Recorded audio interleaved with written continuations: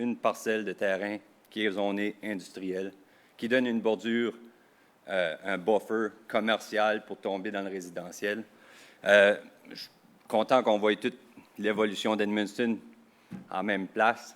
Moi, c'est juste pour grandir ma business. Puis je ne sais pas s'il y a de vous autres qui a chopé pour des places pour être une industrie de soudage, fabrication. Pour trouver un emplacement, c'est pas facile. Pas facile si tu ne veux pas t'endetter pour plusieurs 100 000. Ça fait que j'avais trouvé cet emplacement-là, qui n'est pas trop collé sur les maisons. On entend du bruit. Écoute, présentement, c'est une location que je vais prendre pour faire du storage. Je suis à shop 1 mois dans l'année. Fait que, tu sais, c'est pas vraiment dérangeant pour les autres que je verrais. Il y a des heures d'ouverture traditionnelles. C'est pas dans le milieu de la nuit, puis rien de ça. Ça fait que la demande que je veux, c'est juste me conformer à vos bailers de la ville d'Edmundston. Fait que c'est juste ça que c'est. C'est pas pour être là puis dire « Ah, ben je vais me faire une grosse usine comme, mettons, Boise Cascade ou quelque chose comme ça. » C'est vraiment juste ma pratique. Puis, tout de suite, présentement, il y a quelqu'un qui est là qui fait du recyclage, hors de mon contrôle. C'est pas moi qui est là tout de suite, mais lui, il est dans le processus. Il se cherchait un autre emplacement. Il a cherché partout. Malheureusement, il n'en trouve pas. Ça prouve juste le manque d'emplacement pour les business qui commencent dans Edmundston comme tel. Fait que, on ne veut pas tout le temps s'éloigner non plus. On veut être proche de nos maisons, de nos familles. Ça fait que ça ne me tente pas, moi, là, d'être à Rivière-Verte, à Saint-Onne. C'est pas ça que je recherche. Merci beaucoup. Merci. Est-ce qu'il y aurait d'autres commentaires?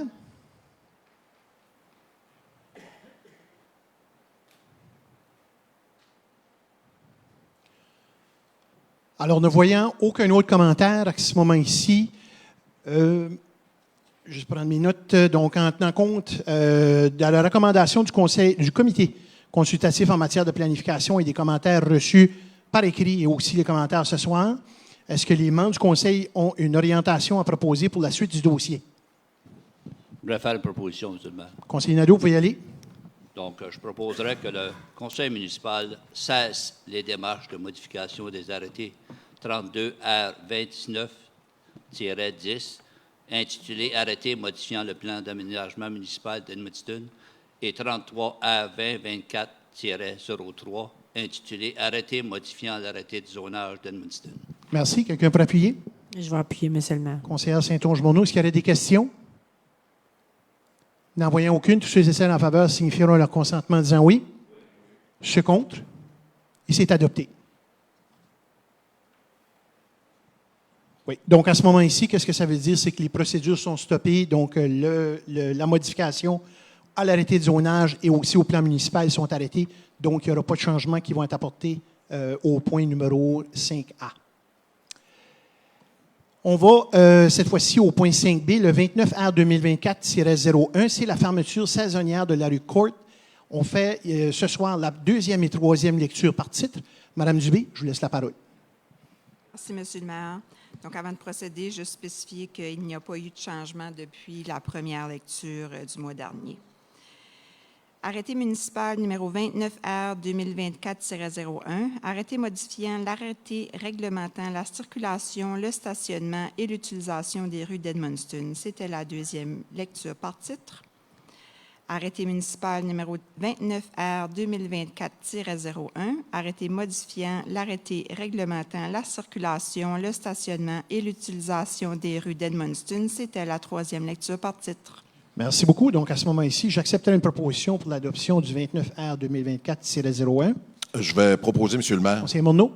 Alors, je propose que l'arrêté municipal numéro 29 R 2024-01, intitulé « Arrêté modifiant l'arrêté réglementant, dis-je, la circulation, le stationnement et l'utilisation des rues d'Edmundston » soit adopté. Merci. Quelqu'un peut appuyer? Je vais appuyer, M. le maire. Conseiller Parent, est-ce qu'il y aurait des questions?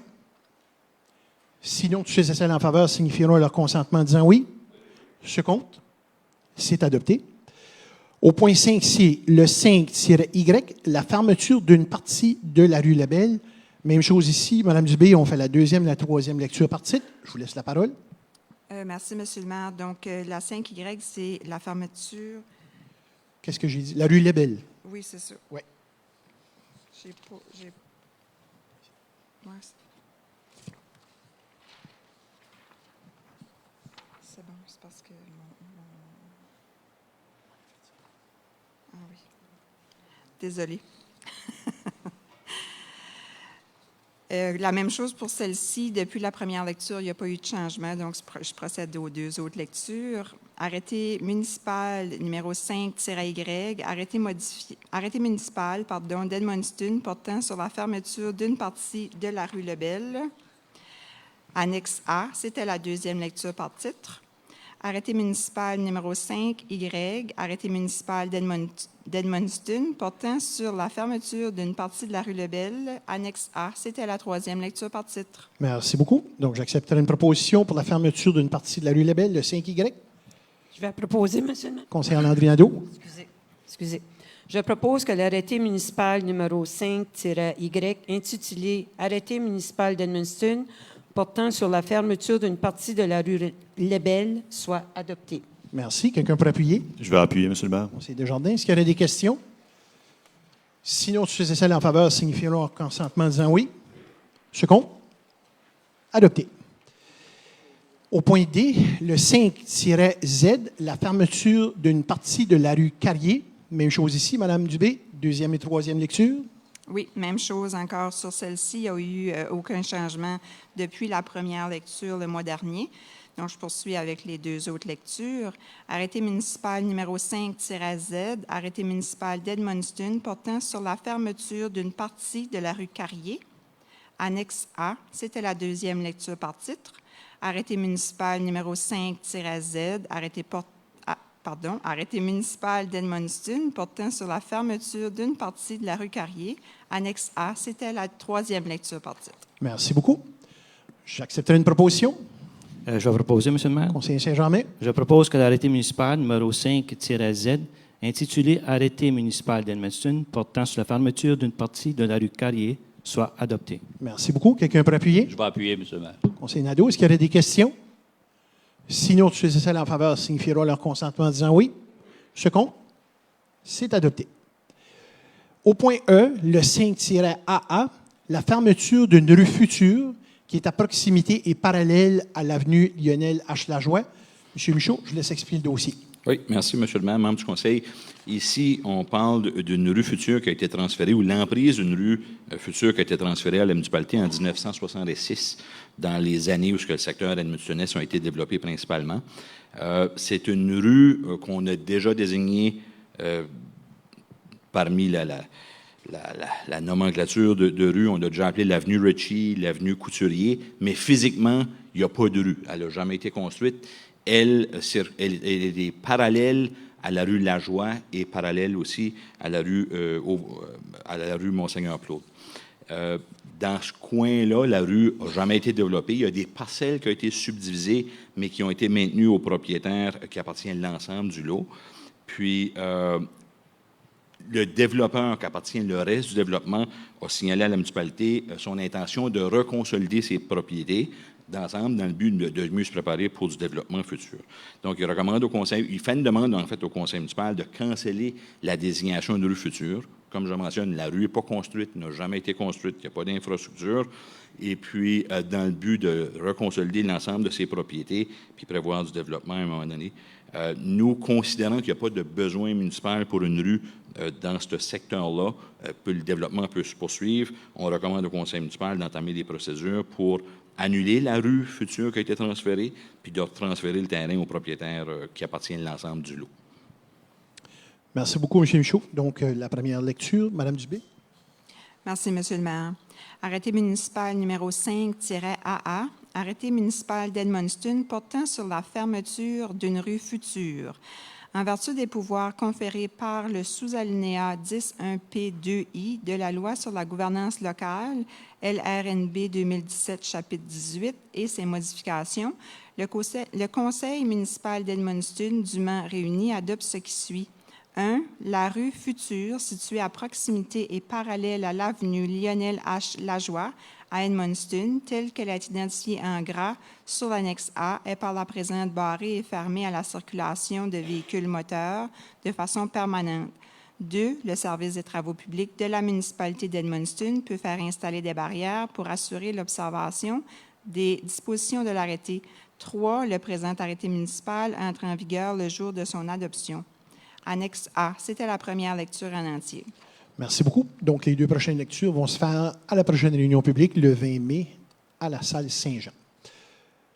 Le prochain point, également une fermeture de rue. Cette fois-ci, c'est fermeture d'une partie de la rue Proulx. M. Michaud. Merci. Ici, M. le maire, membre du conseil, on se ramène dans le secteur d'Edmundston-Ouest, en particulier sur le terrain qui a été désigné comme étant un terrain excédentaire aux besoins de la municipalité pour le rendre disponible pour du logement futur. Le terrain borne en particulier sur la Bellevue et la rue Saint-Sacrement. C'est l'ancien terrain, c'est le terrain où l'ancien parc de l'Ouest était situé. Dans le plan de développement de la municipalité dans les années 50-60, dans le milieu de ce terrain-là, il y avait une rue qui était le prolongement de la rue Proulx. Dans ce cas ici, pour permettre la consolidation des terrains pour le rendre disponible pour du logement dans un prochain appel d'offres, on recommande au conseil municipal d'annuler l'emprise de rue qui était identifiée comme étant le prolongement de la rue Proulx sur la carte qui est prévue dans l'annexe de l'arrêté. Puis comme que je mentionne, mais ça va être consolidé à l'ensemble du terrain pour le rendre disponible en appel de projet. Alors, Mme Dubé, je vous laisse la parole pour la première lecture. Merci, M. le maire. Arrêté municipal numéro 5-BB. Arrêté municipal d'Edmundston portant sur la fermeture d'une partie de la rue Proulx. En vertu des pouvoirs conférés par le sous-alinéa 10.1p2i de la loi sur la gouvernance locale LRNB 2017, chapitre 18 et ses modifications, le conseil municipal d'Edmundston dûment réuni adopte ce qui suit. 1. Une partie de la rue Proulx à Edmundston, telle qu'elle est identifiée comme rue Proulx sur l'annexe A, est par la présente barrée et fermée à la circulation de véhicules moteurs de façon permanente. 2. Le service des travaux publics de la municipalité d'Edmundston peut faire installer des barrières pour assurer l'observation des dispositions de l'arrêté. 3. Le présent arrêté municipal entre en vigueur le jour de son adoption. Annexe A. C'était la première lecture en entier. Merci, Mme Dubé. Et comme je mentionnais pour les autres dossiers, ils seront vus en deuxième et troisième lecture le 20 mai prochain. Dans nos autres dossiers municipaux, au point 6, en matière de développement, c'est une appel d'offres pour des enseignes communautaires. M. Michaud, je laisse expliquer le dossier. Merci, M. le maire, membre du conseil. Ici, on parle de résultats de l'appel d'offres 2024-47 qui a été publié pour recevoir des soumissions pour la conception, fabrication puis l'installation d'enseignes communautaires avec une base de béton et puis de l'affichage électronique qui sera installé à travers la municipalité. Dans l'appel d'offres, on parlait d'une possibilité de 3 enseignes avec une option sur 2 enseignes additionnelles. Les budgets ont été prévus depuis 2021 à 2025 pour prévoir l'ensemble de l'achat. L'ouverture des soumissions a été faite le 6 février dernier. 5 soumissions ont été reçues, dont 2 qui ont été refusées à l'ouverture. L'une pour l'absence d'un cautionnement de soumission, un bid bond, et l'autre pour un cautionnement, une caution de soumission qui n'était pas admissible au Nouveau-Brunswick. L'évaluation des soumissions a été faite en fonction des spécifications qui sont incluses dans l'appel d'offres et les modalités de la loi. L'achat est inclus au plan d'investissement du Fonds général dans les dernières années et le financement provient, lui, du Fonds général pour l'immobilisation. Il est recommandé d'accepter la soumission de Patterson ID au montant de 162 177,78 plus les taxes lors de l'ouverture. Puis, comme que je mentionnais, le budget depuis les années 2021 et les années d'après permettent en fait de faire l'acquisition des 5 modules au complet. Merci beaucoup. Donc, à ce moment-ci, j'accepterai un appel d'offres pour les enseignes communautaires. Je propose, M. le maire. Conseiller apparent. Je propose que le maire et le greffier soient autorisés à signer des documents entre Edmundston et Patterson ID concernant l'achat de 5 enseignes communautaires. Merci. Quelqu'un peut appuyer?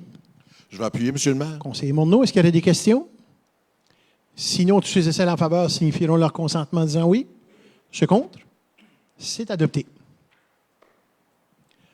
Au prochain point, législatif. Alors, ce soir, nous avons un grand dévoilement. Donc, le comité d'examen des quartiers et de la représentativité dépose son rapport et nous accueillons ce soir toute l'équipe du comité qui a travaillé très, très fort avec vous, M. le juge Pérusse, pour justement arriver à nous présenter qu'est-ce que vous allez nous présenter ce soir. Je suis convaincu qu'il y a bien du monde qui attend pour voir qu'est-ce qui se retrouve dans votre rapport. Donc, M. Pérusse, je vous laisse la parole.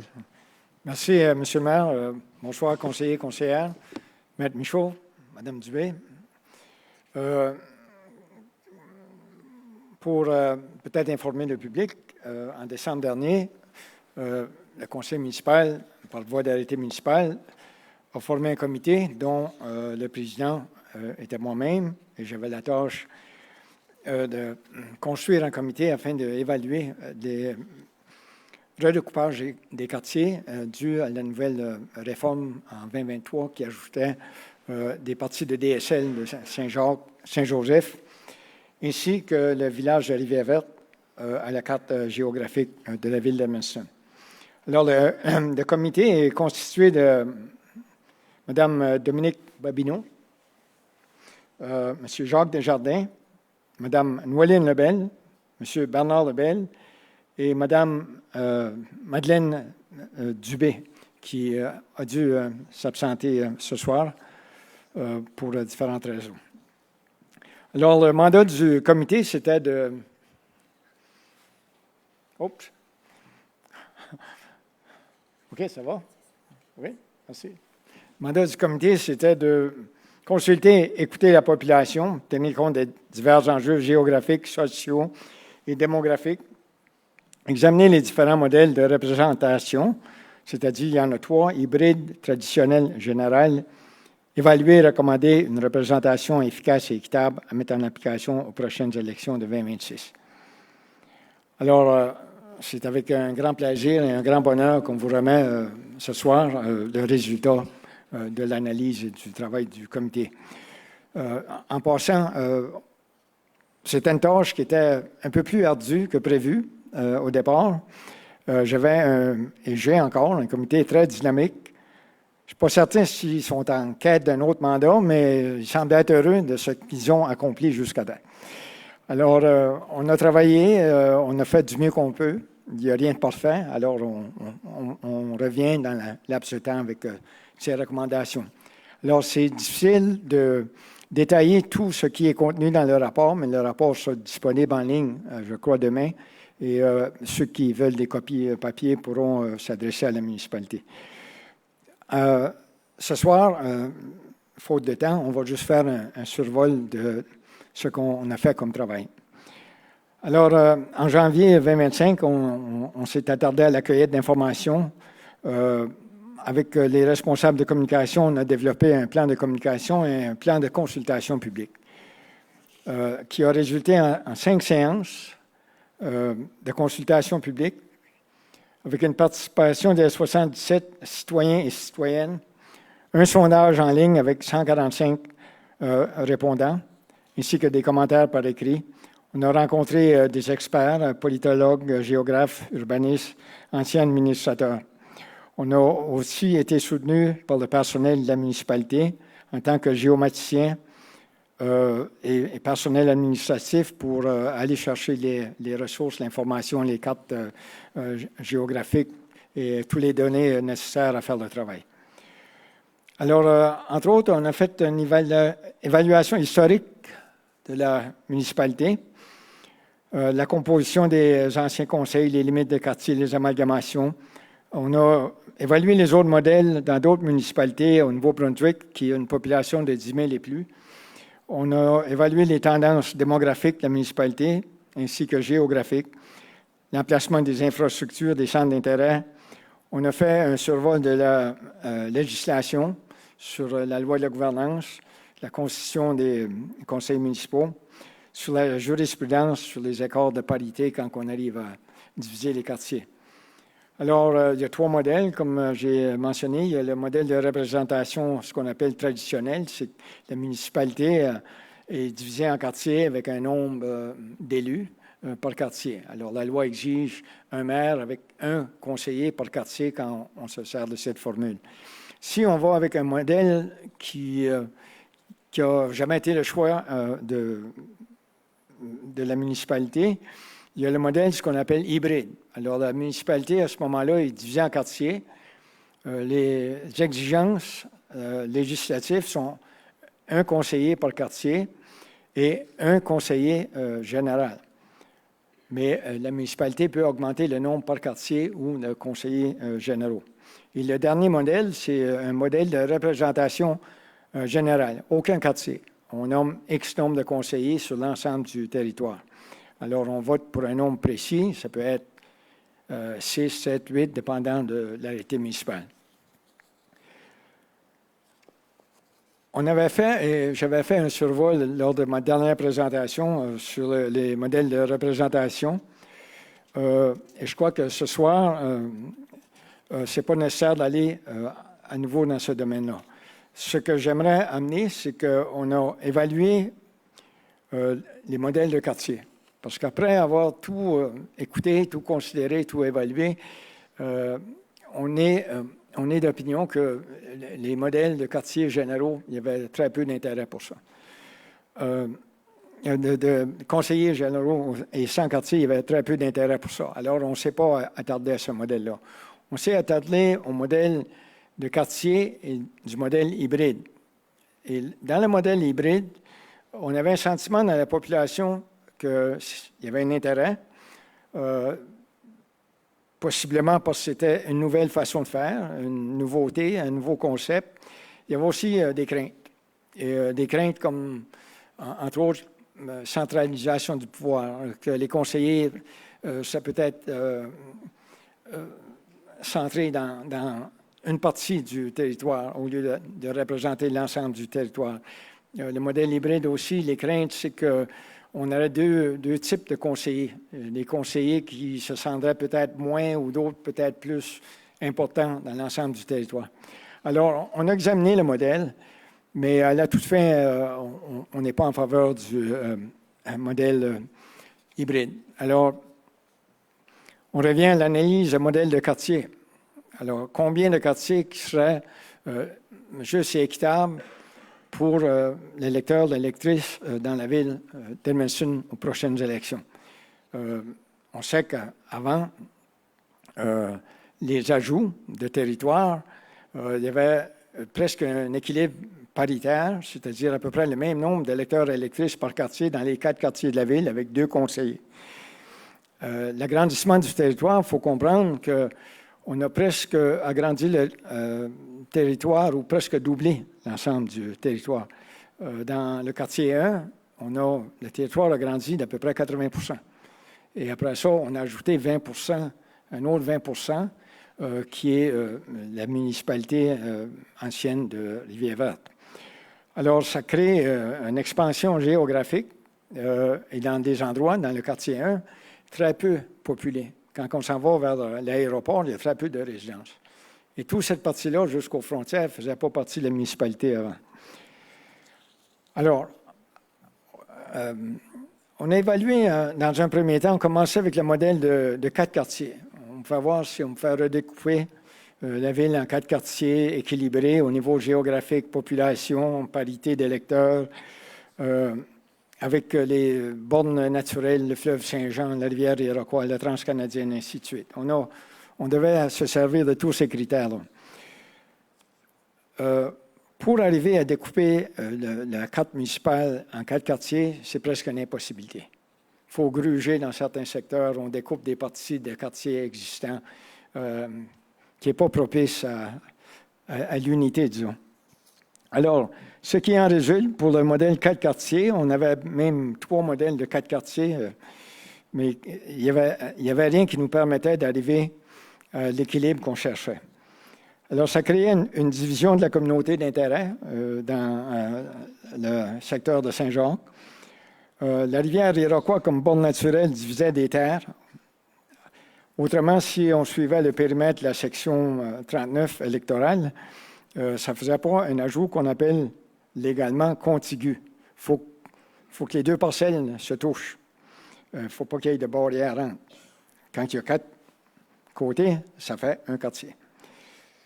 Alors, ça créait un déséquilibre au niveau de la superficie des quartiers. Ça faisait un fractionnement des centres d'intérêt, une perception de centralisation du pouvoir.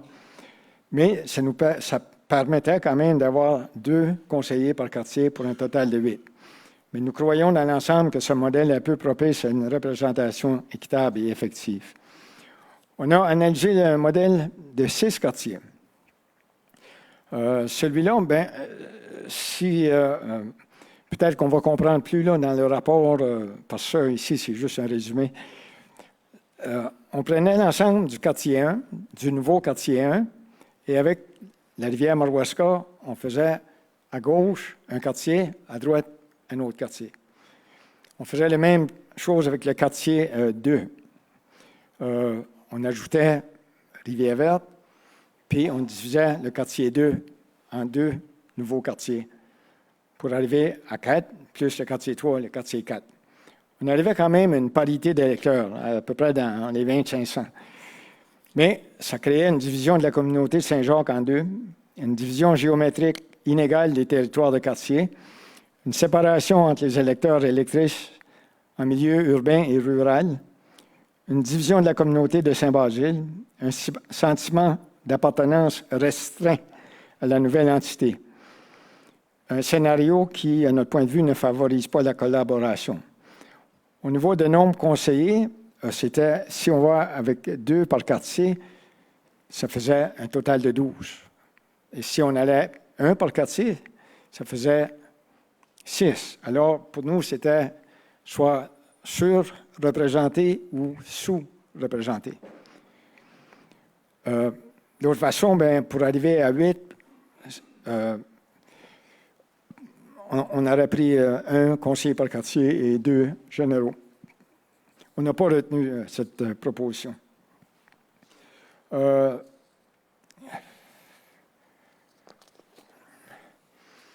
est allé examiner parce que certains citoyens ont suggéré 8 quartiers.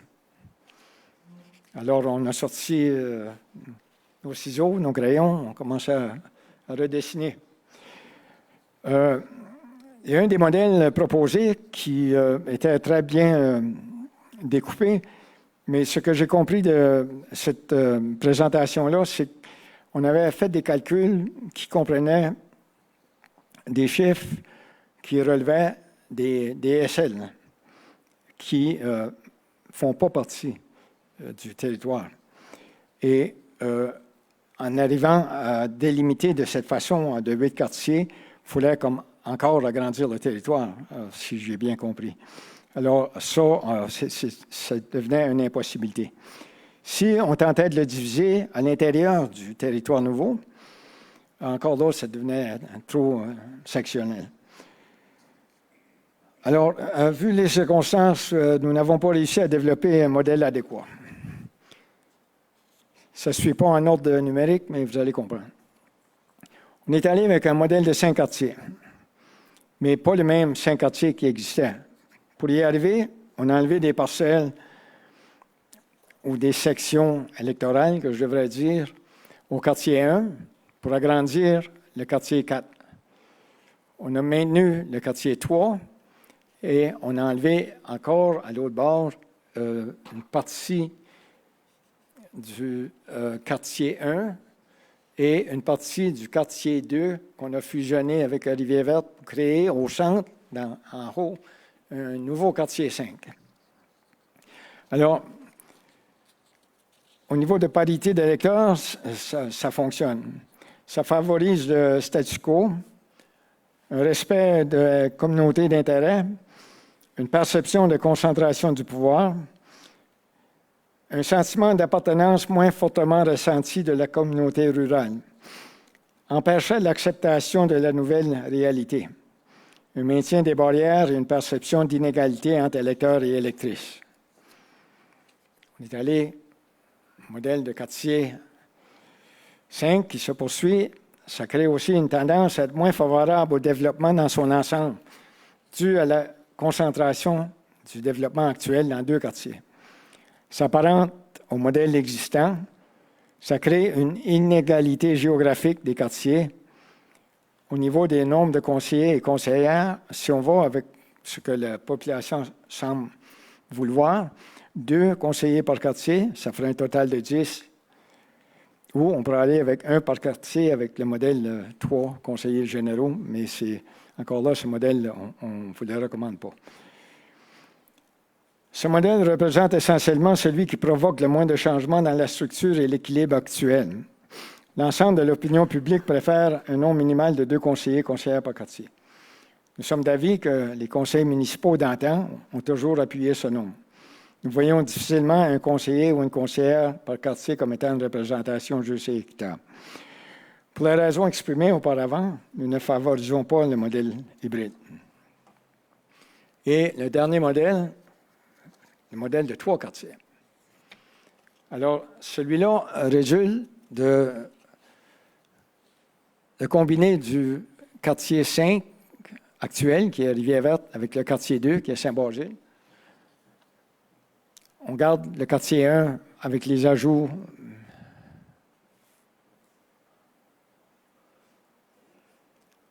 il faut croire qu'on a brûlé, là. On a brûlé nos recommandations. OK, voilà. Le quartier 1, bien, avec les ajouts DSL Saint-Jacques et DSL Saint-Joseph, forme un quartier. Et on a combiné le quartier 3 et 4, qui fait qu'on traverse la rivière Marwasco pour joindre anciennement ce qu'on appelait Edmundston avec Verret, grosso modo. Ce qui en résulte, une proximité de parité du nombre d'électeurs et d'électrices. Quartier 1, ça donne à peu près 4 808 électeurs, d'après les chiffres qu'on avait. Quartier 2, 4 192. Quartier 3, 5 160. Ça crée un équilibre géographique des quartiers. Ça crée une équité du pouvoir entre les quartiers. Chaque quartier a un accès à la route transcanadienne. Des zones de croissance et de développement sont réparties également dans les 3 quartiers. Les services et les centres d'intérêt sont mieux répartis dans les 3 quartiers. Les infrastructures et les services sont partagés équitablement. Ça crée un modèle de gouvernance simplifié et plus facile à gérer. Aussi, une meilleure distribution des responsabilités entre conseillers et conseillères. C'est un modèle participatif et collaboratif pour le développement municipal. Aussi, c'est un modèle qui respecte la déviation de parité n'excédant pas 15 %. C'est un scénario qui favorise les communautés rurales et urbaines à collaborer et à travailler en partenariat. Ça développe un sentiment d'appartenance envers la nouvelle entité. Ça instaure un sentiment de confiance entre les électeurs et électrices.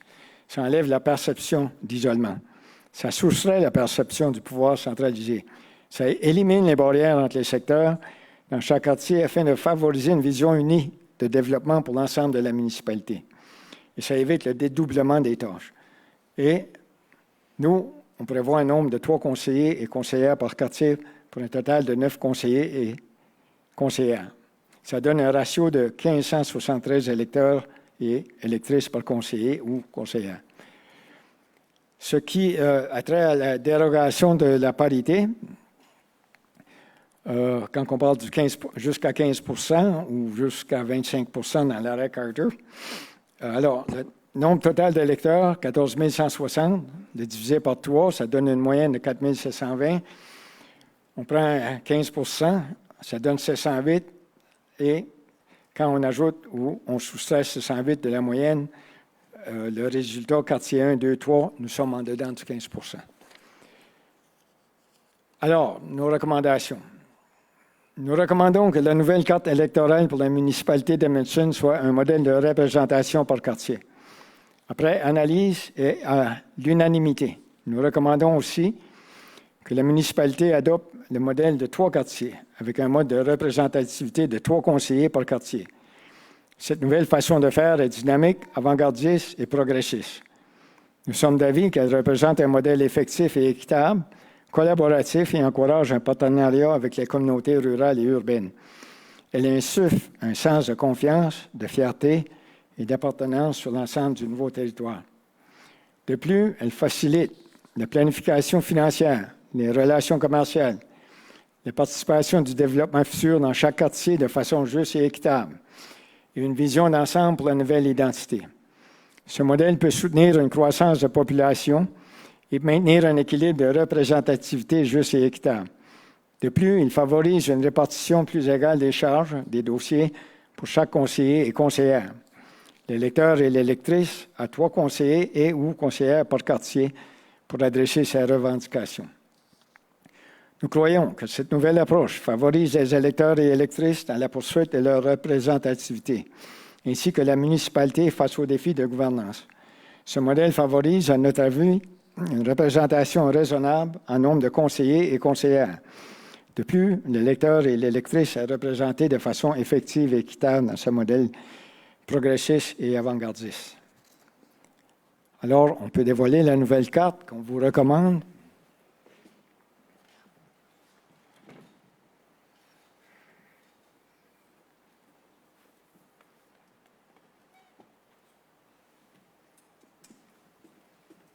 Merci.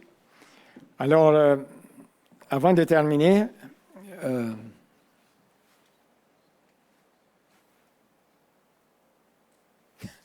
OK. Je me dois d'exprimer des remerciements. Oups. Pardon? Ouais, excusez. J'ai une petite qui fait du scoutisme, puis à chaque mardi soir, elle appelle son grand-père. Alors, ce travail résulte d'un effort intense et collaboratif. Je me dois de souligner l'excellent travail des membres du comité. Tous et toutes ont fourni un effort extraordinaire et soutenu dans les limites de temps prescrites. L'atmosphère et l'esprit de travail ont été des plus agréables. J'en suis extrêmement fier et reconnaissant.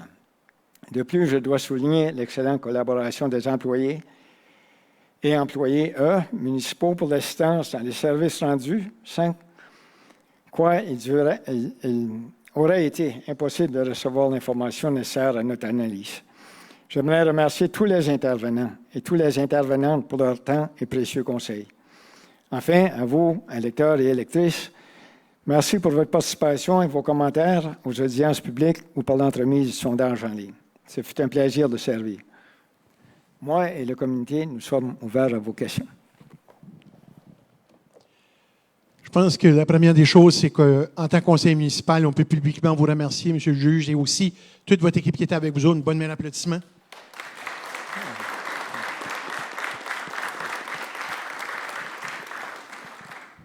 Donc, puis c'est ça, là, je regardais rapidement là, le document que j'ai reçu.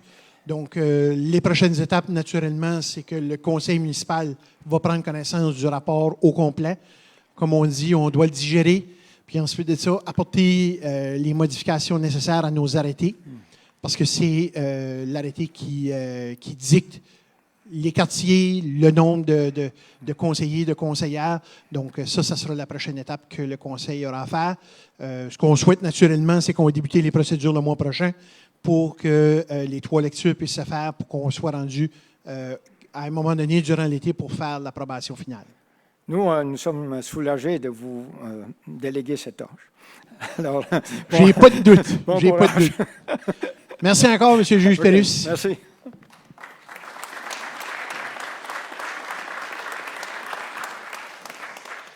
Alors, nous retournons à notre agenda. Dans les autres dossiers municipaux, toujours dans le législatif, le Centre Maillet. On a ici le renouvellement de l'entente de soutien. M. Michaud, je vous laisse expliquer les détails de l'entente. Merci, M. le maire, membre du conseil. Ici, on parle du renouvellement d'une entente sur plusieurs années, une possibilité de plusieurs années avec le Centre Maillet. Le Centre Maillet, c'est beaucoup plus qu'un espace physique, c'est aussi un centre de service pour nos organismes communautaires partout sur le territoire. L'entente précédente venait à échéance le 31 décembre dernier. On recommande au conseil municipal de poursuivre son partenariat sur une entente d'une année renouvelable pour les 2 prochaines années par la suite, avec une subvention annuelle de démarrage de 30 000 $ qui sera en versement échelonné de 30 en avril, 30 au mois d'août, après la réception d'un rapport mi-année, puis 40 à la fin d'année, après la présentation du rapport annuel. En retour, le Centre Maillet doit atteindre des objectifs mesurables, en particulier continuer à œuvrer comme qu'elle fait dans le domaine des organismes communautaires et culturels sur le territoire. Les objectifs qu'on met en particulier pour la prochaine année, c'est que le Centre Maillet devienne un vrai centre de ressources pour l'ensemble des organismes, qui deviendrait un regroupement des organismes communautaires. Et puis, il y a du financement additionnel à rajouter les autres années, si l'entente est renouvelée, dans l'atteinte de ces objectifs-là. Le Centre Maillet doit fournir des rapports réguliers, participer activement à la vie culturelle municipale, comme qu'elle fait déjà, travailler de manière complémentaire avec les services, puis les autres partenaires. Comme j'ai mentionné, l'entente est d'une durée d'1 année jusqu'au 31 décembre 2025, renouvelable 2 fois dans la mesure que les objectifs sont atteints. Puis on poursuit l'atteinte en particulier de l'objectif de créer un centre de ressources pour nos organismes. Merci beaucoup. Donc, à ce moment-ci, j'accepterai une proposition pour le renouvellement de l'entente. Je vais faire la proposition, M. le maire. Conseiller Desjardins. Je propose que le maire et le greffier soient autorisés à signer les documents entre Edmundston et Édifice Maillet Inc. afin de poursuivre la collaboration en matière de développement communautaire. Merci beaucoup. Quelqu'un pour appuyer? Je vais appuyer, M. le maire. Conseiller Landry-Nadeau, est-ce qu'il y a des questions? Sinon, tous les en faveur signifieront leur consentement en disant oui. Je suis contre? Adopté. Je tiens à faire une petite mise au point là, suite à la présentation de M. Pérusse. Il y a un communiqué de presse qui a été écrit par le comité qui est maintenant rendu public. Toujours dans le législatif, le point D, la mise à jour, ou plutôt une nouvelle politique, la politique administrative 16R 2025 sur les achats. C'est une révision complète, ce n'est pas une nouvelle politique, c'est vraiment une révision. M. Michaud. Merci, M. le maire. C'est ce que je voulais préciser. Ce n'est pas une nouvelle politique, c'est une mise à jour complète d'une politique qui existe dans sa première version depuis le début des années 2000. La dernière révision de la politique sur l'approvisionnement date de 2018. Depuis ce temps-là, on sait que l'inflation a été marquée au cours des dernières années, la suite de la pandémie. Ça a changé la façon que l'approvisionnement est fait avec l'augmentation des prix. Ça a engendré des défis dans les chaînes d'approvisionnement à certains niveaux. Puis, ça a aussi enlevé certaine flexibilité au niveau des opérations. Ce qui a toujours guidé les achats de la municipalité, c'est anciennement la loi sur les achats publics. C'est la loi provinciale qui dicte la façon dont les organismes municipaux, mais les organismes gouvernementaux font leur approvisionnement. Depuis, la loi s'appelle maintenant la loi sur la passation des marchés publics, et elle aussi a été révisée en 2019-2022, qui nous a alimenté notre réflexion sur la modernisation de notre politique. La loi a d'ailleurs augmenté les seuils d'achat de 105 700 $ à 133 800 $. Ça, c'est les seuils qui nous obligent à lancer des appels d'offres publics. Dans la dernière version de notre politique, c'est des seuils qu'on utilise qui sont différents. On ne propose pas de s'ajuster au seuil de la loi provinciale. On veut rester en deçà des seuils provinciaux pour de continuer à être compétitifs puis d'aller chercher des prix sur le reste du marché. Les nouveaux seuils recommandés à la municipalité dans sa politique, c'est des achats directs pour un montant de moins de 5 000. Ce montant-là passe de 2 500 à 5 000. On va faire des demandes de soumission par invitation pour des achats de 5 001 $ à 24 999. Puis, on propose encore des appels d'offres publics pour tous les achats, services et biens qui sont estimés à un montant de plus de 25 000 $. Puis, le seuil d'autorisation des achats, aujourd'hui, dans la version de la politique qu'on connaît depuis 2018, le conseil municipal passe une résolution pour les achats de 50 000 et plus. Ce seuil-là va monter à 100 000 $ et plus avec un rapport mensuel qui est remis au conseil municipal. On reste, pour les appels d'offres publics, on reste bien en deçà des seuils qui sont prévus à la loi. Un autre objectif dans la révision de la politique, c'est d'intégrer aussi la possibilité de faire partie des groupes d'achat pour obtenir des meilleurs prix pour la municipalité et puis rendre la gestion des appels d'offres et des achats plus efficaces, en particulier pour pouvoir se regrouper avec d'autres municipalités. Si on fait l'achat de véhicules de patrouille pour la force policière, puis on sait qu'on achète, nous, 2 par année, puis les municipalités voisines en achètent 2, 3, bien, on a des chances d'avoir des meilleurs prix avec les mêmes fournisseurs si on fait des regroupements d'achats, par exemple. On veut pouvoir utiliser des nouveaux outils qui ont été développés à travers l'association, l'Union des municipalités du Nouveau-Brunswick, avec ce qu'on appelle Conway Procurement, qui demande des prix à nos fournisseurs locaux déjà. La politique, comme on la propose, va continuer à soutenir l'achat local. La loi provinciale inclut déjà une stratégie d'approvisionnement qui s'appelle Acheter Nouveau-Brunswick, basée sur le principe du Nouveau-Brunswick d'abord. Les dispositions actuelles de la politique favorisent l'achat par l'inclusion d'une marge de préférence de 4 % ou jusqu'à 1 000 $ pour les demandes de soumission, qui sont des achats jusqu'à 25 000 $. Ça veut dire qu'on peut favoriser un fournisseur local par rapport à un fournisseur qui n'est pas installé à Edmundston s'il y a une différence de 4 % dans son prix jusqu'à un montant maximal de 1 000 $. On veut continuer à utiliser à travers la politique le système d'entrepreneurs qui est un système de réservation d'entrepreneurs locaux seulement, avec des tarifs horaires établis par la municipalité, qui encourage à rotation des fournisseurs locaux pour du travail, surtout au niveau de services. Puis aussi, on parle d'une préférence aux achats canadiens qui pourrait se faire si la loi provinciale va éventuellement le permettre. On sait que c'est beaucoup d'actualité avec la question des tarifs qui sont proposés. Bien, on parle que les lois provinciales vont être modernisées pour préférer, par exemple, des fournisseurs canadiens. On va ajuster les lignes directrices municipales en conséquence de ça. D'autres ajustements mineurs, comme du langage, sont faits dans la politique, puis s'alignent avec les pratiques. Donc, on propose une nouvelle politique qui est mieux adaptée aux opérations tout en maintenant les mécanismes de contrôle interne et de favoriser l'achat local. Merci beaucoup, M. Michaud. Donc, j'accepterai une proposition pour la politique administrative 16 R 2025. Je vais proposer, M. le maire. C'est Saint-Germain. Je propose que la politique administrative numéro 16 R 2025, intitulée Approvisionnement achat, soit adoptée. Merci. Quelqu'un pour appuyer? J'appuie, M. le maire. Conseiller Maguire, s'il y a des questions? Sinon, tous ceux et celles en faveur signifieront leur consentement en disant oui. Je suis contre? Adopté. Il y a également un communiqué qui sort à l'instant expliquant les grandes lignes de la politique administrative. Toujours dans le législatif, au point E, c'est un transfert de propriété sur la rue Carrier. M. Michaud. Merci, M. le maire. Membre du conseil, ici, c'est en lien avec l'arrêté qui était au point 5D, plutôt dans l'autre jour, dans lequel un arrêté a été adopté pour fermer une partie de la rue Carrier. En mai 2023, le conseil municipal avait d'ailleurs passé une résolution pour permettre le transfert d'une parcelle sur la rue Carrier. L'arrêté, à l'article 5D, qui a été adopté par le conseil municipal, permettait de rétrécir l'emprise de la rue Carrier pour rajouter cette parcelle-là à la parcelle qui était prévue pour le transfert de 2023. Donc, on recommande au conseil municipal de consolider la parcelle qui est l'excédent de l'emprise de la rue avec la parcelle qui a été prévue dans la résolution de mai 23 pour le transférer à un développeur municipal qui propose du logement à la municipalité.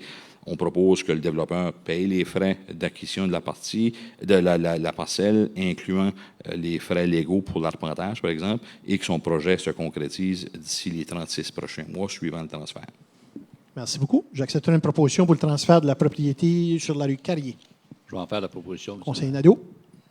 Je propose que le maire et le greffier soient autorisés à signer des documents entre Edmundston et 6081-28 NB Inc. concernant la vente d'une parcelle de la propriété portant le nid 35140987 située sur la rue Carrier et identifiée par le numéro de parcelle 2025-01 sur le plan de lotissement daté du 26 février et 8 avril 2025. Merci beaucoup. Quelqu'un pour appuyer? Je vais appuyer, M. le maire. Conseiller Apparent, s'il y a des questions? Sinon, tous ceux et celles en faveur signifieront leur consentement en disant oui. Je suis contre? Adopté. Toujours dans les autres dossiers municipaux, cette fois-ci, on rentre dans la section des finances et ce soir, on a la présentation des états financiers audités. Donc, la présentation va se faire par M. Daniel Bossé de la firme Nadeau, Picard et Associés. Donc, M. Bossé, on vous laisse la parole pour faire la présentation des états financiers pour l'année qui s'est terminée, donc l'année 2024.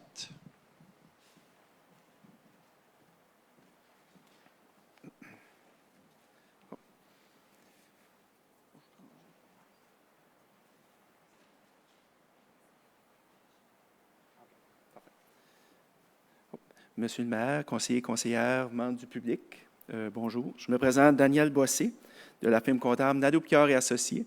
Donc, je vais vous présenter un extrait là, des états financiers 2024 pour la municipalité.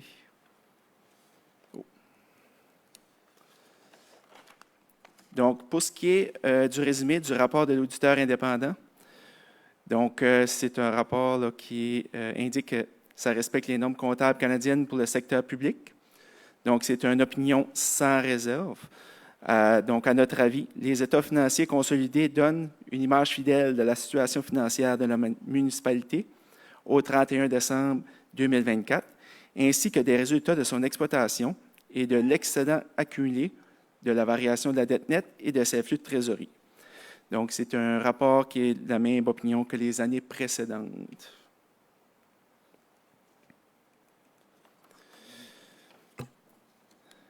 Donc, pour constater, juste avant de vous présenter les résultats, donc les résultats financiers des secteurs de Rivière-Verte, anciens DSL de Saint-Jacques, de Saint-Joseph, sont consolidés dans les états financiers d'Edmundston. C'est la même chose pour les fonds de fonctionnement des services d'approvisionnement en eau et évacuation des eaux usées du secteur de Rivière-Verte. Ces résultats-là aussi sont consolidés dans les états financiers d'Edmundston. Aussi, les résultats financiers des entités contrôlées par la municipalité sont aussi consolidés dans les états financiers d'Edmundston. Donc, pour ce qui est de l'état consolidé des résultats et de l'excédent accumulé, donc la première colonne à gauche, c'est le budget, la colonne centre 2024 et la colonne à droite 2023. Pour ce qui est des revenus, donc pour le mandat d'impôt foncier, le réel 2024 a été de 29 793 732. Prestations des services et d'autres gouvernements, le réel 1 307 243. Subventions de financement et péréquation communautaire, 5 890 704. Autres transferts gouvernementaux, le réel de 5 276 152. Autres revenus propres sources, 1 401 025. Contribution des entrepreneurs et autres organismes, 417 728. Frais aux usagers, eau et égouts, 6 669 686. Vente, utilités électriques, distribution, 35 651 252. Les ventes, utilités électriques, génération, 2 645 292. Et aussi des revenus d'intérêt pour 1 330 448. Donc, les revenus totaux pour la municipalité 2024, 95 211 640. Pour ce qui est des dépenses, on a les différentes rubriques, que ce soit services gouvernementaux généraux, services de protection, services de transport, services d'hygiène, services de développement, services récréatifs, l'approvisionnement en eau et évacuation des eaux usées, utilités électriques, distribution et génération, ainsi que pertes et gains sur disposition d'immobilisation corporelle. Au total, on a eu pour 88 520 640. Donc, pour ce qui est de l'excédent pour l'année, selon les normes comptables, on en a pour 6 691 000 $. L'an passé, on était à 12 357 962. Donc, l'excédent cumulé au début de l'année était à 145 674 710. Elle est maintenant, à la fin de l'année, à 152 365 710. Pour ce qui est de l'état consolidé de la situation financière, donc on va commencer avec les actifs financiers. Pour 2024, on a de l'encaisse pour 24 835 540, des dépôts à terme pour 395 000, des débiteurs général 748 933, eau et égouts, on en a pour 1 309 807, utilités électriques 4 923 442, gouvernement fédéral et ses agences 320 267, province du Nouveau-Brunswick 5 553 392. Donc, des actifs financiers, on en a un total pour 38 86 381. Pour ce qui est des passifs, donc, emprunt bancaire, 9 850 571. Compte fournisseur, 12 975 006. Retenue de garantie, 424 929. Des revenus différés, 637 446. Pour ce qui est de la débenture, 37 721 000. Les congés de maladie, 3 157 000. Donc, la dette nette, à la fin, est à 26 600 79 571. Pour ce qui est des actifs non financiers, immobilisation corporelle, au net, on a pour 168 44 484. Pour ce qui est des stocks de fournitures, on en a pour 2 374 809. Des frais payés d'avance pour 245 234. Et l'excédent découlant du régime de retraite est à 8 380 754. Donc, ce qui explique notre excédent accumulé de 152 365 710. L'état consolidé de la variation de la dette nette. Donc, on part avec l'excédent de l'année qui est à 6 691 000. On a les variations qui est principalement au niveau des immobilisations corporelles pour un 5 11 815 négatif. On a aussi les variations, que ce soit au niveau des stocks de fournitures, frais payés d'avance et le régime de retraite. C'est les actifs non financiers qu'on a vus tout à l'heure. On en a pour 1 85 664.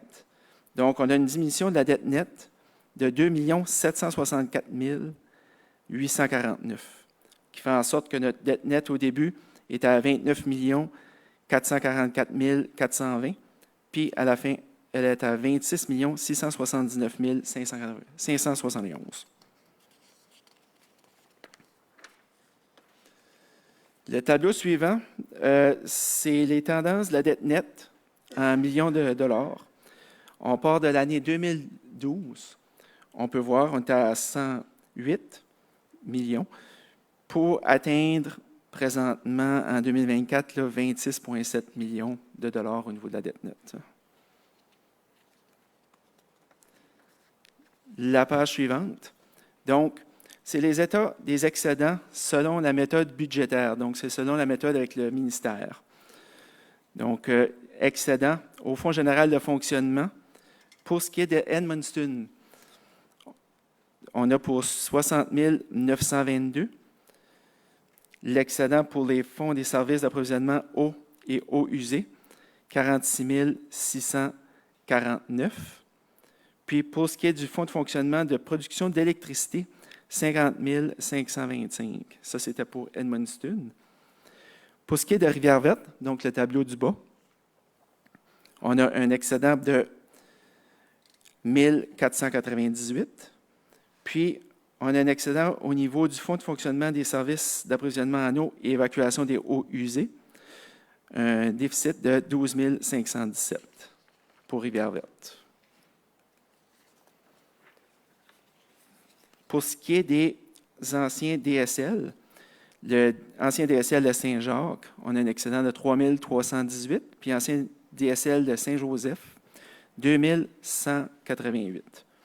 Ce qui fait en sorte, au total, donc le tableau du bas, c'est les anciens DSL, ainsi que Rivière-Verte et Edmundston. Donc, l'état des excédents, selon la méthode budgétaire globale, au Fonds général de fonctionnement, 67 926. Excédent aussi au niveau de services d'approvisionnement en eau et évacuation des eaux usées, 34 132. Puis aussi un excédent au niveau de fonds de fonctionnement de production d'électricité de 50 525. Le tableau suivant, c'est un sommaire des fonds de réserve de la municipalité.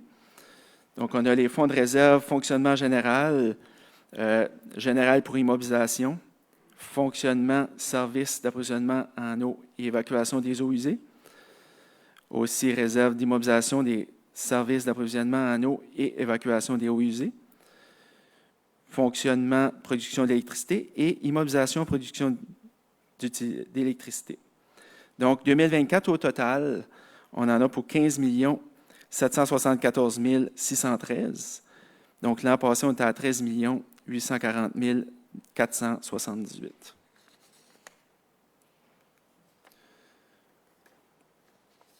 Le tableau suivant, donc c'est une analyse des ratios des frais de service de la dette. Donc, on a l'année 2024, 2023 et aussi la variation. Pour ce qui est d'Edmundston, 2024, le ratio des frais de service de la dette est à 8,69. L'an passé était à 9,92 %. Les municipalités du groupe B est à 7,88 %, puis 2023 est à 8,43 %. Pour ce qui est des eaux et égouts, 2024, 8,09 %, l'an passé 9,17 %. Électrique, 8,89 %, l'an passé on était à 8,98 %.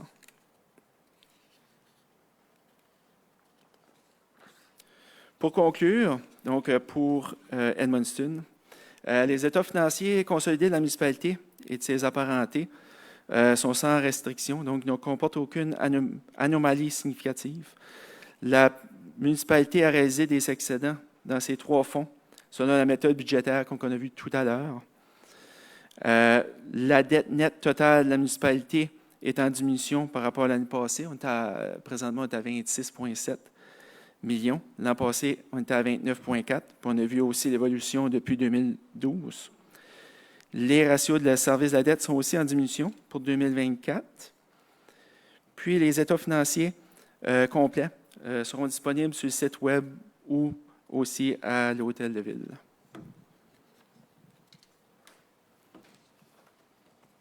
Parfait. Ce qui conclut ma présentation. Merci beaucoup, M. Bossé. Donc, merci encore pour toute la question de la vérification, puis aussi le portrait global de la municipalité. Donc, merci pour votre présentation. À ce moment-ci, j'accepterai une proposition pour l'adoption des états financiers audités pour 2024. Monsieur le maire. Oui, conseiller McGuire, peut y aller. Donc, je propose que les états financiers de la municipalité d'Edmundston au 31 décembre 2024 soient adoptés tels qu'ils ont été présentés. Merci beaucoup. Quelqu'un pour appuyer? Je vais appuyer, Monsieur le maire. C'est Landry Nadeau. Est-ce qu'il y a des questions? Sinon, tous ceux et celles en faveur signifieront leur consentement en disant oui. Je compte. Et c'est adopté. Également, à ce moment-ci, je lève l'embargo sur un communiqué de presse en lien avec la présentation des états financiers audités pour 2024. Nous allons dans la rubrique des travaux publics. Les 2 prochains sont des appels d'offres. Donc, le premier, c'est un appel d'offres pour le remplacement des fenêtres de la bibliothèque Monseigneur W.J. Conway. M. Michaud. Merci, M. le maire, membre du conseil. Ici, on parle du résultat de l'appel d'offres 2025-62 qui a été publié pour recevoir des soumissions pour le remplacement de toutes les fenêtres à la bibliothèque publique Monseigneur W.J. Conway. L'ouverture des soumissions a été faite le 13 février dernier. 2 soumissions ont été reçues. Elles ont été évaluées en fonction des spécifications qui sont incluses dans l'appel d'offres et les modalités de la loi. Le projet a été inclus au plan d'investissement de l'année courante. Le financement provient du Fonds général pour l'immobilisation et du Fonds pour le développement des collectivités du Canada, qui est l'ancienne taxe fédérale, le retour sur la taxe fédérale sur l'essence. Il est recommandé au conseil municipal d'accepter la soumission du plus bas soumissionnaire, soit celle de RPB Construction Limitée, au montant de 612 848 et 7 cents plus les taxes applicables. L'excédent pour le budget ou les fonds pour réaliser ce projet-là, parce que le budget était à 550 000, va être réalisé par un autre projet pour la bibliothèque qui est en mode de révision. On a quand même un dépassement des coûts d'à peu près 70 000 $. Merci. J'accepte une proposition. Je vais proposer, Monsieur le maire. C'est Bélanger Nadeau. Vous pouvez y aller. Je propose que le maire et le greffier soient autorisés à signer les documents entre Edmundston et RPB Construction Limitée concernant le remplacement de fenêtres à la bibliothèque publique Monseigneur W.J. Conway. Merci. Quelqu'un pour appuyer? Je vais appuyer, Monsieur le maire. C'est à Saint-Onge-Journaux. Est-ce qu'il y a des questions? Sinon, tous ceux et celles en faveur signifieront leur consentement en disant oui. Je compte. Adopté. La prochaine appel d'offres, cette fois-ci, c'est les travaux de sablage au jet et la peinture de la piscine Lyon. M. Michaud. Merci, M. le maire, membre du conseil ici. C'est un rappel qu'il y a toujours un projet de remplacement complet de la piscine Lyon dans le plan directeur du parc civique qui est en étape d'élaboration. On parle d'une réalisation probablement d'ici 5 ans, mais d'ici là, l'été passé, on a eu des problèmes avec de la perte d'eau dans la piscine Lyon, qui date déjà d'une 60aine d'années, d'où la nécessité de procéder à des travaux pour nous permettre de se rendre jusqu'à ce qu'un projet soit complété pour le remplacement de la piscine. L'appel d'offres 2025-68 a été publié pour recevoir des soumissions pour justement le sablage au jet et le peinture complet de la piscine Lyon. L'ouverture des soumissions a été faite le 27 mars dernier. 3 soumissions ont été reçues, dont une qui a été refusée en raison de l'absence d'un bid bond ou une caution de soumission. Les soumissions ont été évaluées en fonction des spécifications incluses dans l'appel d'offres ainsi que les modalités de la loi sur la passation des marchés publics. Le projet est inclus au plan d'investissement pour l'année en cours et le financement provient du Fonds général pour l'immobilisation. Il est recommandé d'accepter la soumission du plus bas soumissionnaire, soit celle de location et services CS, au montant de 100 944,25 plus les taxes applicables. Merci beaucoup. J'accepte une proposition. Je vais proposer, M. le maire. C'est apparent. Je propose que le maire, le greffier, soit autorisé à signer les documents entre Edmondson et Location et Services CS concernant les travaux de sablage au jet et de peinture de la piscine Lyon. Merci. Quelqu'un peut appuyer? Je vais appuyer, M. le maire. C'est mon nom. Est-ce qu'il y a des questions? Sinon, tous ceux et celles en faveur signifieront leur consentement en disant oui. Je compte. Adopté. Au niveau des loisirs et des sports, l'ARENA, service d'expert conseil pour un programme fonctionnel et technique. M. Michaud. Merci, M. le maire. S'il est assez long, je vais la lire textuellement. Depuis quelques mois, un groupe de travail formé de citoyens, de personnel de la municipalité et des représentants du conseil discute de la rénovation de l'ARENA. Le groupe s'est penché récemment sur la définition précise des besoins fonctionnels, opérationnels et techniques pour établir clairement la portée et les paramètres du projet. Le Conseil a d'ailleurs mandaté le comité de poursuivre le travail envers la rénovation de l'ARENA dans un projet qui est décomposable, c'est-à-dire que les différentes demandes du comité seront évaluées et analysées en phase de rénovation afin de comprendre la faisabilité, la fonctionnalité et les coûts, d'établir les différentes composantes du projet avec l'emphase sur la rénovation de l'ARENA en premier, de s'inspirer d'ailleurs du modèle du Centre Jean d'Aigues jusqu'à un certain niveau pour établir la démarche de fonctionnement et pour identifier les étapes afin de réaliser la rénovation de l'ARENA. Tout comme ça a été fait pour le projet du Centre Jean d'Aigues, il est recommandé de procéder à l'élaboration d'un programme fonctionnel et technique, un PFT, afin de bien définir les objectifs de qualité, de coût et d'échéancier pour le projet. Le PFT sert de référence pour les étapes d'après, qui sont de conception, de plans et devis et de construction. La firme BDC2, reconnue pour son expertise en planification et gestion d'installations sportives et récréatives, nous a d'ailleurs accompagnés dans le cadre du projet du Centre Jean d'Aigues et a également mené l'étude des besoins en glace pour la municipalité. Il est recommandé de confier le mandat de réaliser le PFT pour l'ARENA pour un montant de 59 800 plus les taxes applicables. L'achat est effectué en vertu d'une exemption de la loi sur la passation des marchés publics concernant les services professionnels d'ingénierie et d'architecture. Les fonds sont prévus au plan d'investissement 2025. Merci beaucoup. J'accepterai une proposition. M. le maire. Conseiller Desjardins. Je propose que le maire et le greffier soient autorisés à signer les documents entre Edmundston et BC2 concernant les services d'experts conseil pour le programme fonctionnel et technique dans le cadre de la planification de la rénovation de l'ARENA. Merci beaucoup. Quelqu'un veut appuyer? Je vais appuyer, M. le maire. Conseiller Landry Nadeau, est-ce qu'il y a des questions? Sinon, tous ceux et celles en faveur signifieront leur consentement en disant oui. Je compte. Adopté. Et là aussi, on a un communiqué de presse qui sort à l'instant, traitant de 2 choses. D'abord pour la piscine Lyon, puis ensuite de ça pour le programme fonctionnel et technique pour l'ARENA de Saint-Basile. Alors, à titre d'information générale, d'abord, la nomination du personnel depuis la dernière réunion publique. Donc, nous avons 3 nouveaux employés à la ville d'Edmundston. D'abord, M. Serge Dubé, qui est mécanicien camion et transport du service des travaux publics, ainsi que M. Anthony Tardy, lui également, mécanicien camion et transport du service des travaux publics. Et on a également M. Pierre-Luc Rossignol, pompier sécurité incendie. J'ai vu M. Pierre-Luc qui est ici. Je ne sais pas si les 2 autres messieurs sont ici. Oui, il est justement là. Bon, parfait. Bien, on peut vous souhaiter merci, félicitations. Bonne main d'applaudissements.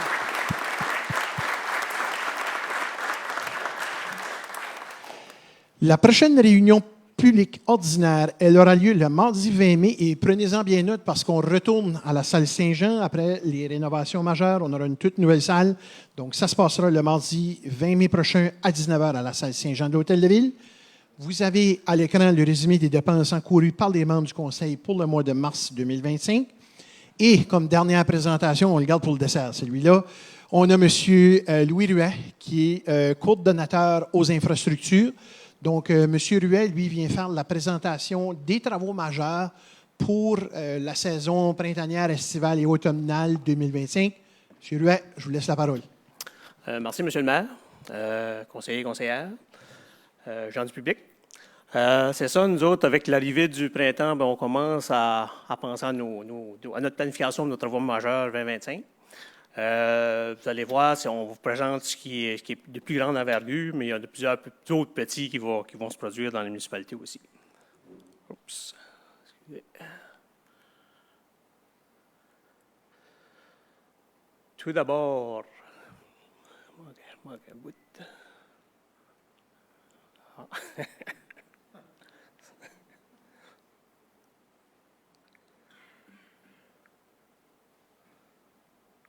Bon. Hein? Les autres, c'est beau.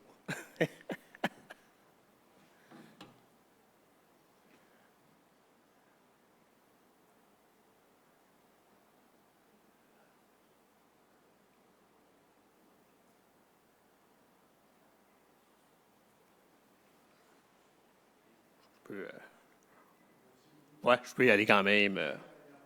Ouais. Donc, un de nos projets qu'on va faire cette année, c'est sur la rue voisine à Saint-Basile, sur un tronçon d'environ 140 mètres. On va procéder au remplacement de la conduite d'égout sanitaire. C'est une conduite qui nous a causé des problèmes plusieurs fois dans les dernières années. C'est qu'on va procéder à son remplacement. Puis, ce qu'on va faire aussi, c'est en même temps, on va refaire l'asphalte sur l'entièreté du section où on remplace la conduite sanitaire. Comme échéancier, on parle probablement de travaux qui se feront probablement en juillet et en août 2025. Le prochain projet... c'est moi qui l'ai ici. OK.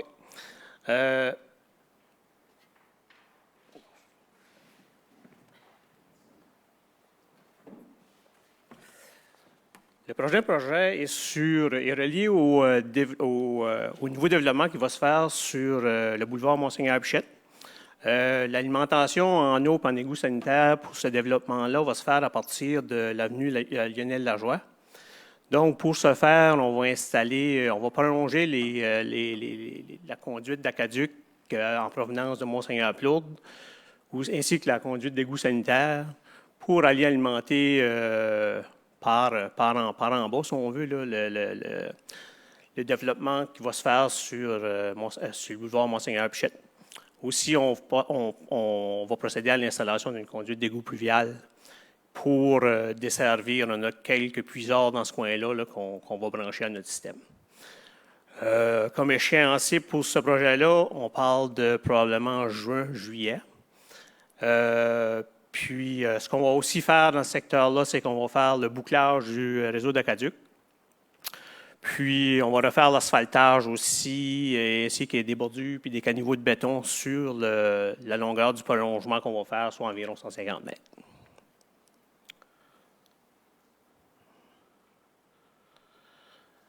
Le prochain projet, quand même, d'assez grande importance, ça va se produire dans le parc industriel Edmundston-Nord. On parle d'installer les égouts sanitaires puis la conduite d'Aqueduc sur une longueur d'environ 500 mètres, puis ensuite d'asphalter cette partie-là de la rue Richard. J'ai oublié de mentionner le nom de la rue. L'intention pour ce projet-là, c'est de préparer certaines propriétés ou certains secteurs pour éventuellement du développement dans le parc industriel Nord. Ensuite, comme à chaque année, on parle de notre programme d'asphaltage. Là, je vais aller sur ma feuille parce qu'on a plusieurs rues. Fait que cette année, on a quand même un bon nombre de rues, ce qu'on va faire, soit du recouvrement ou remplacement d'asphalte complet. On parle aussi de bordures, caniveaux et trottoirs, puis aussi de scellement de fissures. Les rues affectées cette année, on a des rues désignées. On a l'avenue La Porte, un tronçon de la rue principale à Saint-Basile, un tronçon du boulevard Centre Madawaska, une petite partie du chemin Canada entre le pont Boucher et l'hôtel de ville, une partie du chemin Saint-Joseph à Saint-Jacques. Ça, c'est pour les routes désignées. Ensuite, au niveau des rues municipales, on parle d'une section sur la rue Carrier, ce qu'on va faire un recouvrement d'asphalte. Sur le boulevard Monseigneur Numa-Pichette aussi. On va faire du chip seal sur le chemin Gabouri, c'est une partie du chemin Gabouri. Ensuite, on va faire une dernière opération de chip seal sur le chemin Monseigneur-Land et Rang-3 qu'on avait commencé l'année passée. On va venir compléter le recouvrement d'asphalte sur le chemin Montfarlang, sur la partie restante entre le Montfarlang et puis la rivière à la Truite. On parle d'un recouvrement sur l'avenue Aubu, un recouvrement sur la rue Silvio à Rivière-Verte. Puis, on parle d'un prolongement de la rue Réal entre la rue Perron et la rue Victoria. Le calendrier pour ces travaux-là, on parle de juin à octobre 2025. Ça se résume un peu à ça. En termes d'investissement, on parle d'investissement d'environ 5,8 millions, dont 1,3 million provient de la province du Nouveau-Brunswick pour le programme de route désignée. Sur ce, on est, comme à l'habitude, on est dépendant de la météo. Donc, on va espérer que la météo ne nous joue pas trop de tours cette année et qu'on puisse faire nos programmes en temps et lieu. C'est tout. Merci.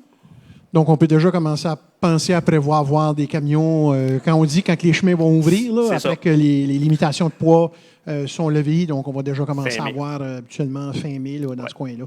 C'est ça. Merci beaucoup, Louis, pour ta présentation. Merci. Donc, pour les détails, s'il y en a qui voulaient les détails, vous pourrez nous passer voir. Désolé pour la présentation, on a un petit bug informatique. Alors, à titre d'information générale supplémentaire, je tiens à mentionner qu'il y a un sondage communautaire qui est présentement en ligne par les 3 organismes en immigration du Haut-Saint-Jean, donc qui mène un sondage communautaire afin de mieux comprendre la perception des citoyennes et des citoyens sur l'immigration. Là, votre opinion est essentielle. Le sondage est accessible en français et en anglais et est ouvert jusqu'au 4 août prochain. Et en participant, vous courez la chance de gagner une carte Visa prépayée de 200 $ que vous pourrez naturellement dépenser à Edmundston. Pour y accéder, vous pouvez utiliser le code QR. Non, mais c'est vrai. Vous pouvez utiliser le code QR disponible sur les affiches en vous rendant sur le lien. Je crois aussi, Mme Dubé, qui est disponible sur notre site web et sur notre page Facebook et qui a été partagé ce matin. Le 3 mai 2025, c'est le Samedi Café du Monde qui met en vedette l'Ukraine. Ça se passe ici même au Centre des Arts. Du 27 avril au 3 mai, l'Hôtel de Ville sera illuminé en orange à l'occasion de la Semaine de l'Action bénévole. Le 12 mai, l'Hôtel de Ville sera illuminé en bleu à l'occasion de la Journée internationale des maladies immunologiques et neurologiques chroniques. Le 17 mai, l'Hôtel de Ville sera illuminé multicolore à l'occasion de la Journée internationale contre l'homophobie, la transphobie et la biphobie. Et du 14 au 25 mai, l'Hôtel de Ville sera illuminé en bleu à l'occasion de la marche pour l'Alzheimer. Et finalement, avril est le mois national de la santé bucco-dentaire. Ceci étant dit, nous sommes rendus à la période des questions. Je rouvre le micro. Vous avez 10 minutes, vous vous identifiez, donnez votre adresse, puis, comme je mentionnais, vous avez 10 minutes pour apporter votre point.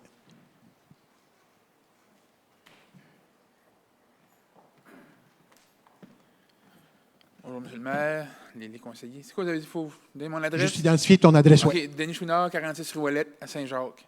Moi, je viens vous voir après le résumé des travaux d'asphaltage qui va avoir lieu cet été, puis ça. J'aurais une question à savoir, c'est sur quoi vous vous basez pour savoir où est-ce que les travaux doivent être faits, puis c'est qu'est-ce qui est le plus important, puis comme... Parce que moi, j'habite à Saint-Jacques, OK? Puis les rues à Saint-Jacques, ça fait dur en ciboulot, là, comme... Ça fait vraiment dur. Moi, j'habite dans la rue Ouellette, la rue des Sœurs, la rue Couturier, la rue Levesque, la rue la rivière à Truite, la rue Grondin. Ça fait vraiment, vraiment, vraiment pitié. Je ne sais pas si vous êtes déjà venu rider là, venir prendre une ride là, dans la rue, là. Puis c'est une vraie montagne russe, c'est des vraies montagnes russes. Là, comme... Ça fait 4 ans que moi, vous me l'avez même dit, M. le maire, vous m'avez dit une fois de pas chialer sur les réseaux sociaux, de venir justement à la bonne place pour le faire. Fait que c'est ça que je disais de faire. On avait parlé 4 ans passés, pendant les élections. Je me souviens qu'on avait parlé, vous avez même venu vous avez venu faire un tour dans ce temps-là, puis vous m'avez dit « Ah oui, ça va être quelque chose, c'est vraiment pas beau, puis ça va être quelque chose qui va être prioritaire. » Puis ça fait 4 ans de ça, puis les rues empirent chaque année. Fait que c'est pour ça que je voulais juste savoir un petit peu plus, c'est comment est-ce que vous faites pour décider c'est quoi où est-ce que les travaux vont être faits, puis comment est-ce que ça marche? Je vais laisser M. Michaud expliquer le processus, comment ça se fait. Il y a un système de mis en place qui fait l'évaluation de l'état de la chaussée. Ça, c'est un premier niveau, mais c'est un petit peu plus compliqué que ça. C'est qu'il y a un indice de roulement, là. C'est qu'on passe 2 fois par année avec une voiture sur toutes les tronçons. Il y a 440 km voies de rue à la municipalité. On passe toutes les rues 2 fois par année. On établit une cote. Puis après ça, il y a un autre indice qui est, on mesure chacune des sections de rue pour savoir c'est dans quel état qu'elle est au niveau de l'infrastructure. Y a-t-il des déformations par rapport à la fondation du chemin? Y a-t-il des déformations par rapport à un manque de solidité dans les sols? Ça, c'est 2 étapes. L'autre étape qui est un petit peu plus critique que ça, c'est qu'on essaye aussi de matcher avec le remplacement des infrastructures souterraines. De faire la surface en asphalte, c'est une chose, mais si l'état de durée de vie de l'infrastructure souterraine arrive dans un cycle qui est plus court que la durée de l'asphalte, il faut aussi combiner ça avec des sources de financement. Vous avez vu tantôt, là, juste pour le programme d'asphaltage de cette année, puis l'infrastructure, il y en a pour 5,8 millions. On va peut-être faire comme 4 km de chemin, il y en a 440 à faire pour l'ensemble de la municipalité. Il faut aussi regarder par rapport au remplacement des infrastructures pour matcher ça avec des sources de financement. C'est-à-dire les programmes fédéraux provinciaux, comme on a commencé à faire à Edmundston-Est, par exemple, bien, ça ne donnait rien de tomber dans l'asphaltage de rue Edmundston-Est si on savait qu'il fallait commencer à refaire l'infrastructure souterraine qui date d'une 50aine d'années. Puis dans le secteur à Saint-Jean, que tu mentionnes, M. Chouinard, on est dans cette étape-là en train d'évaluer quand est-ce qu'il faut renouveler l'infrastructure souterraine avant d'aller refaire la chaussée. Dans les rues que vous avez mentionnées, on sait qu'il va y avoir des projets de renouvellement d'infrastructures dans les prochaines années, puis on essaye de matcher pour faire sûr qu'on ne gaspille pas de l'argent en surface. Même si c'est important, la surface, il faut aussi faire sûr qu'on ne débalance pas la capacité financière en allant gaspiller ça s'il faut refaire l'infrastructure souterraine. Ce que je vous invite de faire, par exemple, c'est, si vous voulez m'attendre tantôt, on se fera un rendez-vous, puis je vais vous montrer la matrice qui est utilisée, parce qu'il y a des codes de couleurs aussi qui apportent des outils au conseil municipal de prise de décision. Puis, des fois, là, c'est pas juste une question de chaussée qui détermine en premier lieu quand est-ce qu'on la fait, mais dans un ensemble de contextes, puis on pourra prendre le temps de vous l'expliquer comme il faut. Parfait, Okay? oui. Ouais. Puis, juste mentionner, parce que vous avez dit que fallait que les deux matchent ensemble, justement, parce que moi, justement, la rue chez nous, ils ont venu faire des travaux souterrain, justement, puis là, il n'y a pas eu de réparation qui a été faite dans le chemin pareil. Il n'y a pas eu de... Bien, quand je vous parlais tantôt de faire des travaux d'infrastructure, prenez juste l'exemple d'Edmundston-Est. Quand on a refait la 47e, l'infrastructure a dû être faite. Dans ce temps-là, c'est pas rien qu'un tranché ici, puis un tranché là. C'est qu'il faut que tu creuses, tu excaves à la grandeur, puis tu réasphaltes au complet. Un peu comme qu'on fait dans la rue voisine à Saint-Basile, par exemple. Dans ce temps-là, c'est pas vraiment ponctuel. Il faut faire ça par section. Il faut faire des grandes rues. Puis, dans les dernières années, quand on a sorti les estimés pour faire Edmundston-Est, avec l'augmentation des coûts, on fait à peu près la moitié moins de distance qu'on faisait 5 ans passés à cause de l'augmentation de tous les coûts. Les coûts des matériaux, les coûts en particulier de l'asphalte. On pense que les prix de l'essence sont relativement raisonnables dans ce temps-ci. Le coût du bitume pour faire l'asphalte est aussi haut là qu'on ne l'a jamais vu de notre carrière. Tu essaies de comprendre pourquoi que ça fait ça. Là. Dans ce temps-là, c'est que tu réussis juste avec la même enveloppe à faire moins de chemin. C'est ça qui est un petit peu dommage, puis on essaie de respecter aussi en fonction de la capacité financière des gens. Vous avez vu le ratio de la dette, puis comment on s'enligne. On veut être capable de pouvoir continuer dans le futur, puis c'est pour ça qu'on voit la tendance de la dette nette baisser, mais ça ne veut pas dire qu'il faut négliger l'état des infrastructures, par exemple.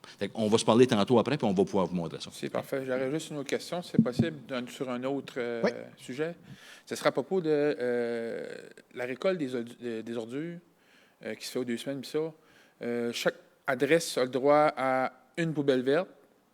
Puis, j'ai été me renseigner pour ça, pour pouvoir en avoir une restriction, pour pouvoir avoir une deuxième, puis on m'a dit non.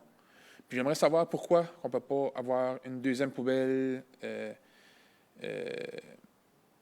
Parce que, surtout que pour il y a des gens qui ont plus de comment je dirais ça, pas de dépenses, mais de déchets que d'autres. Puis moi, souvent, ça arrive comme mes deux, parce que moi, j'ai été m'acheter une autre poubelle, j'en ai 2 verts, là, mais j'en mets juste une parce qu'il en ramasse juste une. Quand même que je mets les 2, il en ramasse juste une. Mais mes 2 à tous les semaines sont tout le temps bien pleines. C'est comme. Je me demandais juste, c'est quoi ça change qu'il ramasse une poubelle ou qu'il ramasse 2 poubelles? Il y a comme 2 niveaux là-dedans. C'est parce qu'il y a le coût du contrat qu'on a donné à Galant. On vient de renouveler son contrat l'année passée. Lui est établi sur un certain nombre d'unités qu'il va ramasser. Fait que son prix est établi de la manière. C'est que si chacune des maisons unifamiliales commence à avoir 2 poubelles, bien, il va charger 2 fois à la mutualité ce que ça devrait coûter. Fait qu'au lieu que ça te coûte 300 000 à la mutualité par année, qui est l'équivalent de 2-3 cents de taxes, il faudrait monter le budget de la collecte de poubelles du double. Fait que ça, c'est déjà une première chose. Ce qu'on établit comme critère pour savoir si une maison unifamiliale aurait besoin de 2 poubelles, c'est le nombre d'occupants dans la maison. Okay. Si quelqu'un vient nous voir, puis ça l'arrive, là, je ne vous dis pas que ça n'arrive pas, mais ça l'arrive où tu as 4-5 enfants, par exemple, puis des jeunes enfants avec des couches, on pense que le besoin d'avoir une deuxième poubelle est différent qu'une maison unifamiliale avec une occupation normale. Je vais vous donner l'exemple de chez nous. Moi, chez nous, j'ai 3 garçons. Puis j'ai une unité résidentielle indépendante. Ma belle-mère vit dans un loyer chez nous. J'ai 2 poubelles chez nous. Ma poubelle verte et ma poubelle bleue est toujours raisonnablement pleine, mais je l'ai fait virer de cette manière-là. On essaye de regarder c'est quoi l'usage dans chacune des propriétés. C'est là-dessus qu'on se base pour déterminer si une deuxième poubelle verte est correcte ou pas. De là à dire que la vôtre, je ne peux pas vous dire votre situation à vous et comment que ça a été analysé, mais ce que je vous dis, c'est basé sur l'occupation de la propriété en particulier. OK. C'est bon. Mais ça veut dire, mais si, mettons, quelqu'un a une exemption, parce qu'il y en a qui ont des exemptions, puis il y en a d'autres, c'est basé là-dessus. Mais chaque cas est évalué, puis quand il y a l'exemption, il y a un coût supplémentaire aussi qui est chargé à la personne qui a un deuxième. Ça serait supposé être évalué au moins. Oui. Oui. Parce que moi, quand j'ai été, on m'a dit, non, j'ai pas eu de... Ben, on pourrait l'emmener tantôt, puis on pourrait le regarder. Merci beaucoup. Ouais. Merci. Est-ce qu'il y aurait d'autres interventions?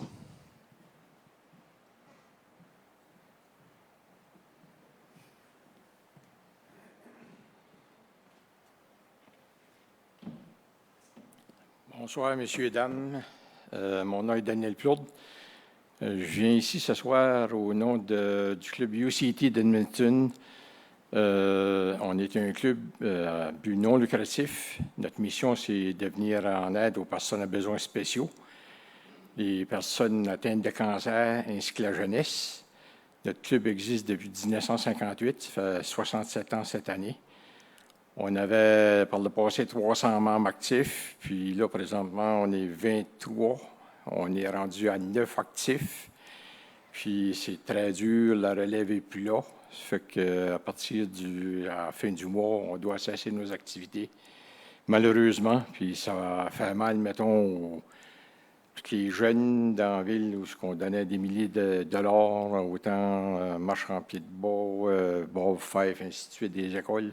Mais malheureusement, on n'a plus de relève, puis les gens sont rendus à bout. Fait qu'il faut passer le flambeau aux autres, puis on n'a pas de relève. Les autres clubs, bien, ça va être les autres qui vont manger le coup, si on peut dire ainsi. Puis j'avais fait part dans le passé au conseil de ville que nous autres, Edmundston, on doit être fiers, parce qu'en 1988, Edmundston a été les hôtes des Jeux olympiques d'hiver spéciaux canadiens. C'est la seule fois que ça l'est arrivé au Canada. Ça ne l'a jamais survenu depuis. Puis Edmundston doit être fier de ça. Juste vous faire part qu'on avait environ 400 athlètes, on avait 900 bénévoles, un budget de 400 000, puis on a fait un surplus de 16 000, donc c'était assez bien géré pour le temps. J'avais demandé s'il y avait la possibilité que on souligne l'engagement, mettons, du comité organisateur qui avait mis tout ça en marche, qu'on peut les honorer au point de vue, possiblement comme le temple de la renommée, on le fait au baseball, on le fait un peu ici et là.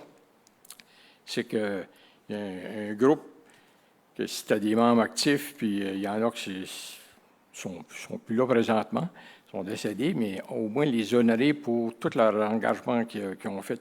Il y a eu des milliers d'heures de données, puis l'engagement était là. Puis, pour les gens nostalgiques, on se souviendra que Edmundston, 1988, ça a fait partie de l'histoire d'Edmundston. Puis, je pense que ce serait de mise que le conseil se penche là-dessus. On s'est parlé tantôt, moi puis Mac, puis j'avais fait la demande. On a un de nos membres qui est maintenant décédé. Il avait tout fait un livre souvenir pour souligner les engagements. C'est bien genre qu'on a eu des bons temps avec ça.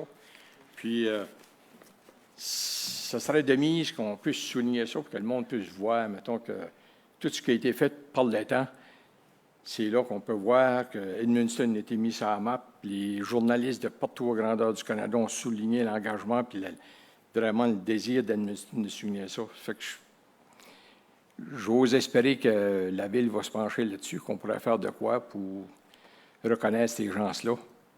Fait que c'est à vous faire part de ça. J'imagine que vous avez vos archives, tout ça. Oui. Les archives, c'est important. Il ne faut pas les détruire. Il faut trouver une place pour les garder. Donc, c'est ça. C'est toutes des options, des choses qu'on pourrait regarder. Oui. Fait que c'est juste pour souligner ça, puis faire part que malheureusement, on doit cesser nos activités. Fait que on ne sera plus là. Bien, merci. Merci au UCT. Oui. Merci beaucoup. On se reparle, oui, tantôt. Est-ce qu'il y aurait d'autres interventions? N'en voyant aucune, j'accepterai à ce moment-ci la levée de l'Assemblée. Je propose, M. le maire. Conseiller Maguire, si on a rappelé, prochaine réunion publique, la salle Saint-Jean, la date dans un mois d'ici, le 20, hein, c'est ça? Le 20 mai. Merci beaucoup tout le monde. Bonne soirée.